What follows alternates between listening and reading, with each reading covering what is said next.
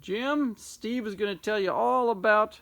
There's Steve. Tell you Hi, all about your transmission and why you're having troubles with it. So this is not the actual top cover that came on the gearbox that came with your car. The top cover was pretty scored up, damaged, run amok with by the guys at our Heroes shop. They also managed to bend this shift rod here that the gearbox connects to. Yeah, we sent him the video of that on the lathe, so we got parts for you. So I got a donor gearbox top cover and mixed and matched parts to get the best of to put this together for you. So we've got a new polished, clean, straight shift shaft. This is part of the plate that goes inside. This plate here, if you look, is the same as this plate right here. This is the plate that moves. You can see it moves side to side with when you run the shifter through the gates.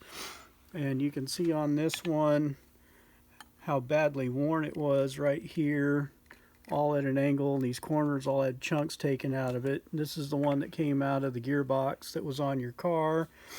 The one that was in this top cover was in better shape. You can't see any of it, but trust me, it was in much better shape. I put it together. I mixed and matched other components. When I first put this together, the springs that go, this is a spring that goes in here for the ball detents. Well, you've got a picture. How about we show him a picture? Except for this doesn't have the top cover on it. Oh, well, never mind. So anyway, so inside each of these deals is, let me put this in this gear.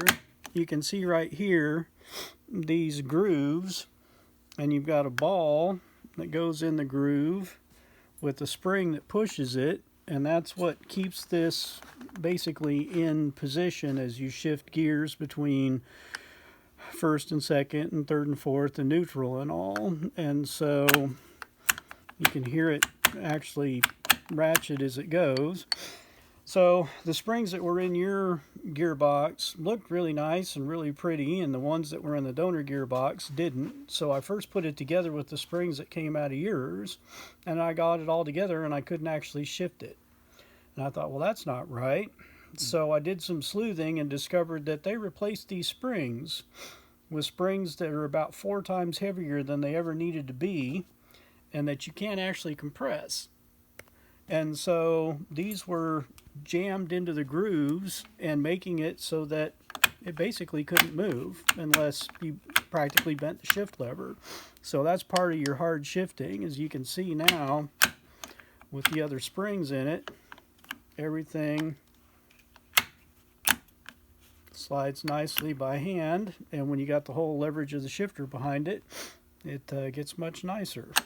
Could that have also led to these chunks there because things were, or is that just general wear? But I think it's just a combination of everything, just kind of poor assembly, mix match, incorrect parts, other stuff. So I've polished everything, cleaned everything up, put the correct springs in, got all the right shims in the right order, and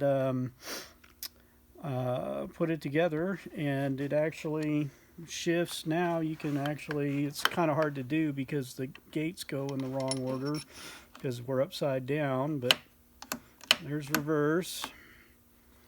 And let me get this. Normally it would be lined up in the gearbox, but that's third or first and second, and that's third and fourth, and it shifts very nicely. So excellent.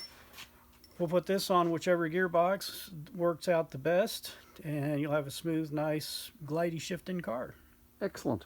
That's that should resolve your shifting, hard to shift that he had mentioned to us, hadn't he? Yeah. He specifically said that it was very difficult to shift, and I certainly understand why, because these springs I think you could put in a Kenworth with a 12-speed Allison, and they still would be too stiff. Yeah, and you said they were also heavier gauge wire and Yeah. and poked were too long and whatever, or Well, wasn't compressed? they were the same length, but when they go inside the fork, they stick up a little bit into the steel, so they have to be compressed, Mm-hmm. and they have to also be compressed the height of the ball. And so this whole spring had to be compressed at least 1/4 of an inch for it to actually function in the vehicle. And There is no compression. Boy, I can see how your fingers are. yeah, that's just straining. not Yeah. the other Yeah. spring that I put in there. You can actually just pinch together. Yeah. And so it was much nicer and much easier to assemble the gearbox with the correct tension springs as well. I would think so. Okay. Well, good. These are good things. Good deeds. So there you go.